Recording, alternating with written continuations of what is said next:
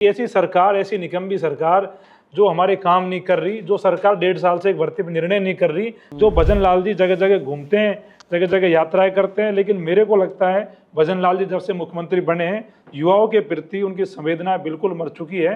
लेकिन कल के हमारे जो धरना है उसकी पूरी तैयारी है। युवा पूरा आक्रोशित हैं, युवा गुस्से में हैं। और मैं धन्यवाद देता हूँ RLP के जो प्रमुख है हनुमान बेनीवाल जी, जो युवाओं की पीड़ा को समझे, हमारे साथ आए, कल प्रेस कॉन्फ्रेंस में भी सारी बातें बताई।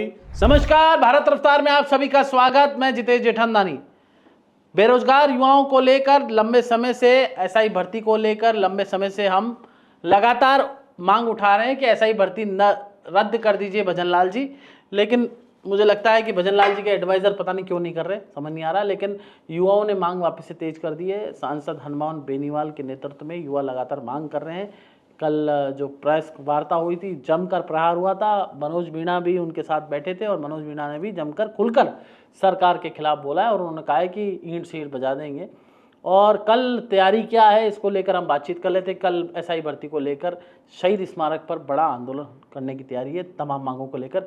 मनोज मीणा जी, क्या तैयारी है? आज छात्रों से आप मिले हैं, क्या बात? देखो, ऐसा है, तैयारी पूरी है। क्या तैयारी है? आज छात्रों से संवाद करके मैं आ रहा हूँ अभी जयपुर महेश नगर में।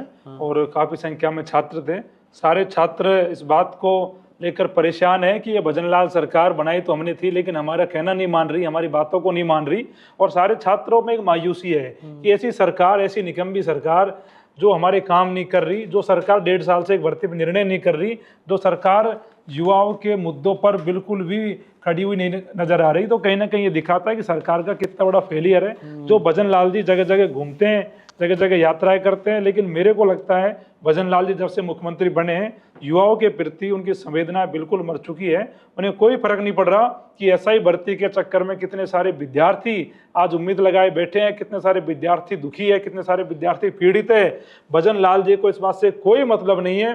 भजन लाल जी को बस इस बात से मतलब है कि दिल्ली से कब फोन आएगा, कब मैं दिल्ली जाऊंगा, कब बाकी जो काम है मैं उनको करूंगा, कौन से जो विभागीय अधिकारी है उनको ओबलाइज करूंगा, कहाँ कैसे क्या सेट होगा, उन्हीं चीज़ों में लगे हैं। भजन लाल जी से मैं कहना चाहता हूँ, बड़ी किस्मतों के बाद आपको ये मौका मिला है राजस्थान का मुख्यमंत्री बनने का, तो जनता की भलाई के लिए लगाओ, लोगों की भलाई के लिए लगाओ। नहीं, लोग आपको आने वाले दिनों में कैसे याद करेंगे, आज आपको तय करना होगा कि ये 3 साल भी निकल जाएंगे, 3.5 साल भी, फिर आपको भजन लाल जी कोई नहीं पूछेगा।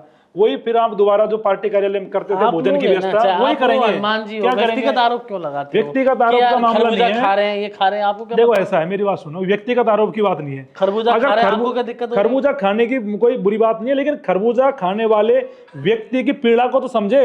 जो व्यक्ति धकेल पे खरबूजा लगा रहा है, उस व्यक्ति की पीड़ा को जाने कि वो खरबूजे में कितने रुपए से बच रहे हैं, वो क्या उसकी स्थिति है। खरबूजा ये तो नहीं भारत में बहुत बड़ा कोई बिजनेस हो, वो समझे कि वो किन हालातों में खरबूजा बेच रहे हैं। क्या भजन लाल जी के लड़के बेच रहे हैं खरबूजे? वो बेच रहे हैं गरीब किसान के बच्चे। क्यों बेचना पड़ रहा है? इसके जिम्मेदार ये सरकार है। क्यों? क्योंकि ना तो आमजन के लिए, ना गरीबों के लिए, ना युवाओं के लिए कोई काम ही नहीं कर रहे ना वो, तो आरोप तो लगेंगे। और व्यक्तिगत ऐसा है, मेरी बात सुनो, फोबिया, देखो ऐसा है, मनोज मीणा को कोई फोबिया नहीं है, फोबिया लोगों को होगा। मैं आपसे क्या कह रहा हूँ, भजन लाल जी को युवाओं के मुद्दों पर युवाओं ने वोट दिया था और आज उनकी नहीं सुन रहे हैं। मैं कह रहा हूँ आने वाले दिनों में युवा मजबूती से सवाल पूछेंगे। और भजन लाल जी जो ये बातें कर रहे हैं ना, ये बहुत हल्की बातें हैं, जो युवाओं पे बिल्कुल भी ध्यान नहीं देना, 4 लाख नौकरी देंगे। क्या ये बहुत छोटी बात है। ऐसा बढ़ते हुए निर्णय क्यों नहीं कर रहे? 4 लाख नौकरी की बात कर रहे हैं। नौकरी दो, लेकिन जब पेपर लीक हो जाएगा नौकरी क्या करेंगे? नॉर्मलाइजेशन बच्चे मार दिए है, और इसमें भी वही कर रहे हैं। तो देखो, ऐसा है, हम किसी पे आरोप प्रत्यारोप नहीं लगा रहे। देखो, ऐसा है, भजन लाल जी मुख्यमंत्री है राजस्थान के, इसलिए वो पद से मैं मांग करता हूँ। भजन लाल जी ने मेरी भैंस नहीं खोली, भजन लाल जी ने कोई मेरी जमीन में कब्जा नहीं कर रखा, ठीक है ना। मैं उनसे कोई बायस हूँ, ना उनसे कोई मेरा मतलब है। हो सकता है भजन लाल जी जब मुख्यमंत्री नहीं रहे 3 साल 3.5 साल बाद तो मेरे साथ दिखे, हो सकता है मेरे आंदोलन में कहीं खड़े दिखे पीछे को। बड़ी बात नहीं कह रहा मैं, ये 3.5 साल बाद निकालना, कभी देखना, ये सच्चाई है। भजन लाल जी के पास आज मुख्यमंत्री का पद है, ठीक है। आज उनको इस बात का घमंड आ गया कि मैं तो क्यों किसी की सुनूं। लोग बहुत आंदोलन करते, धरने करते हैं, लेकिन कल के हमारे जो धरना है उसकी पूरी तैयारी है। युवा पूरा आक्रोशित हैं, युवा गुस्से में हैं। और मैं धन्यवाद देता हूँ RLP के जो प्रमुख है हनुमान बेनीवाल जी, जो युवाओं की पीड़ा को समझे, हमारे साथ आए, कल प्रेस कॉन्फ्रेंस में भी सारी बातें बताई, सब कुछ क्लियर किया कि किस प्रकार से घोटाला हुआ है। सरकार एक बार बताओ, एसओजी कार्रवाई तो कर रही है, बड़े ये ऐसी कार्रवाई क्या काम की जब भर्ती रद्द नहीं हो रही? बड़े लोगों का मतलब ये है मगरमच्छ। जैसे जेजेएम घोटाले में महेश जोशी को पकड़ा ईडी ने, ठीक है, केंद्र सरकार की अच्छी कार्रवाई हुई। अगर कोई भ्रष्टाचार करेगा तो कार्रवाई करो, लेकिन ऐसी कार्रवाइयां कितनी सारी बाकी है। ऐसी कार्रवाइयां उन पेपर माफियाओं पे क्यों नहीं हो रही? वो पेपर माफिया जो कहते थे मगरमच्छों को पकड़ेंगे, भाई एक भी नहीं पकड़ा आपने तो।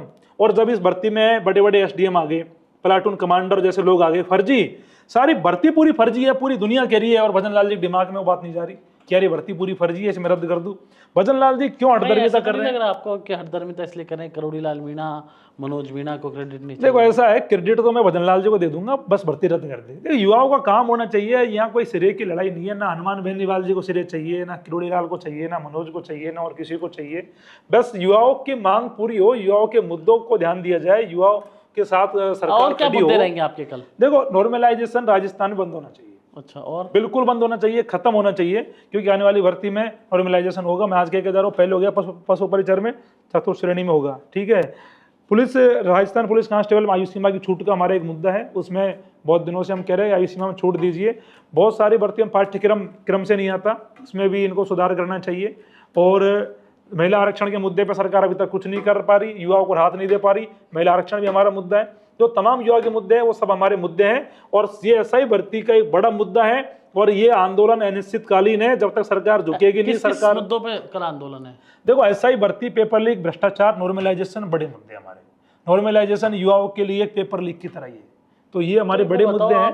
पिछली सरकार में बड़ा पेपर लीक हुए थे जेईएन, तो वो सरकार लीक हो गई ना, सरकार को भगा दिया ना राजस्थान से लोगों ने। तो फिर अब ये सरकार ने की नहीं ना कार्रवाई। जब कार्रवाई नहीं करेंगे तो इनको विदा करेंगे राजस्थान से फिर।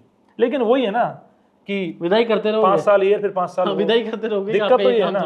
लेकिन मैं कह रहा हूँ, ये सरकार समझती क्यों नहीं है? ये सरकार सत्ता में आने के बाद में क्यों भूल जाते हैं कि हम गरीब किसान लोगों की बात करने के लिए यहाँ पे आए हैं। लेकिन ये क्यों भूल जाते हैं? धरना 11 बजे है और शहीद स्मारक पर है। जो पुलिस अपील ये है राजस्थान के युवाओं से कि ये लड़ाई का वो दौर है जो इस समय जब लोग अपने मतलब में देखते हो, जब लोग स्वार्थ में देखते हो, उस समय अगर आपकी कोई लड़ाई हनुमान बेनीवाल, मनोज मीणा लड़ रहा है, तो आप लोगों को बड़ी संख्या में पहुंचकर सरकार से पूरी ताकत से ये सवाल पूछना चाहिए कि एसआई भर्ती क्यों रद्द नहीं हुई, नॉर्मलाइजेशन क्यों बंद नहीं हो रहा, और अपने हक के सवाल पूछो और बड़ी संख्या में पहुंचो 11 बजे, और पहुंचकर भजनलाल सरकार की ईंट सेट बजाने का काम करो। ऐसी सरकारें हमें बिल्कुल मंजूर नहीं है जो युवाओं के मुद्दों पर निर्णय नहीं कर सकती।